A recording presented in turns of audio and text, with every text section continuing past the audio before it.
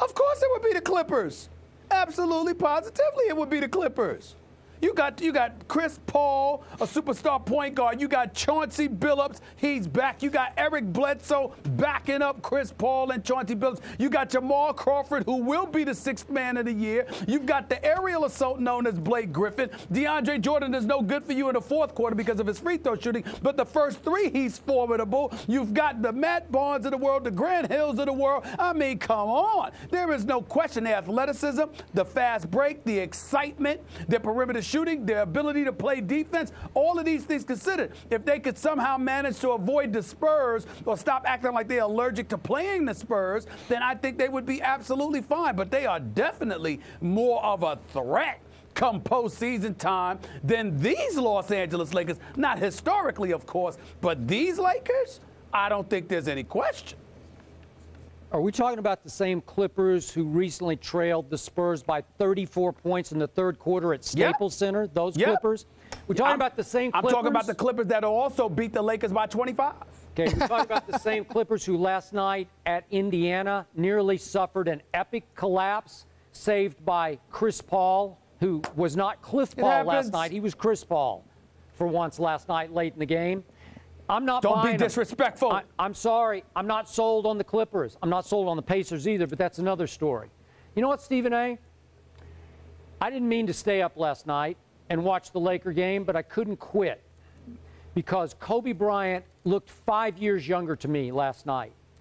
He was so quick and so strong at jab step, and it just looked like vintage Kobe. It looked like he turned back the clock to age 29. And then he adopted a nickname somebody suggested on Twitter late last night, Vino, as in he's fine wine. He gets better with age. Not sure that's going to stick, but he is getting better with age. I don't know what got into him or what. I don't know if he's changed his diet. I have no idea. But he looks so purely Kobe all of a sudden. And that's the difference right now. If I say, if Kobe's playing at that level and he's really figured out the right flow of assists. I think he had 7 last night. I don't need him to have 15 assists, but I need him to have 6, 7, 8 assists and still get you your 30 on very efficient shooting. Steve Nash has found his niche as kind of the shooting guard, the off guard. And if Gasol, who is now starting to work out again, if he does come back for the playoffs, Stephen A., I'm starting to think these guys are getting it. They're going to figure it out. And I'll take Kobe Bryant over Chris Paul any day.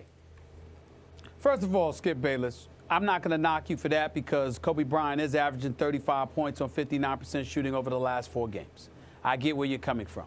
But are you going to sit there with a straight face and talk to me about the Lakers based on last night's game? Did you see who they were playing? I did. First of all, Minnesota didn't have their roster. I doubt they had a dude on their squad taller than me. I mean, that's how miniature they looked last night. So let's keep that. And then you're showing the highlights of Kobe. Who was he blowing by? Ricky Rubio? I mean, come on now. I mean, I like the kid and his passing ability. He's got promise. But thus far this year, the only thing he's been noticeable for is his commercials when he's trying to be a wrestler, which was absolutely hysterical. All right, the Foot Locker commercial. That's about it. So don't give me that. And then when you look at the Clippers, let's take into account certain things into consideration. If you're going to bring up Pau Gasol working out and being back for the playoffs, what is the impediment still in Mike D'Antoni's coaching repertoire?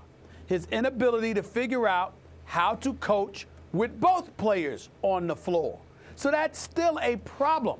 So you have to take that into consideration as well. And I look at the Clippers and I say to myself, they're very dynamic, they're very electrifying, and more importantly, the question was, who would you fear more?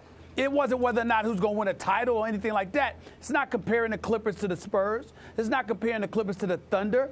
It's comparing the Clippers to these Lakers. Remember that. Okay, just remember, Kobe looked old and slow against the Thunder last year. 30 seconds.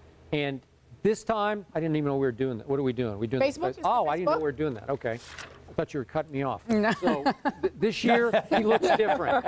He looks like Kobe. So I'm betting on Kobe. I just think they're going to be a little more dangerous. Look, if the Spurs have to pick somebody to play in the first round, I'd be a little afraid of the Lakers right now. In my perfect world, they'll both do well because then that means I'll obviously have to be in L.A. for quite a significant amount of time. Oh, yes, that sounds great. We got 3 seconds left as we round off this vote. I am now cutting. No need for the 3 seconds. We know who won this debate. Oh, we're now. We know. I am cutting you. But no, it's even. Oh my God! Again, it's a tie. Please.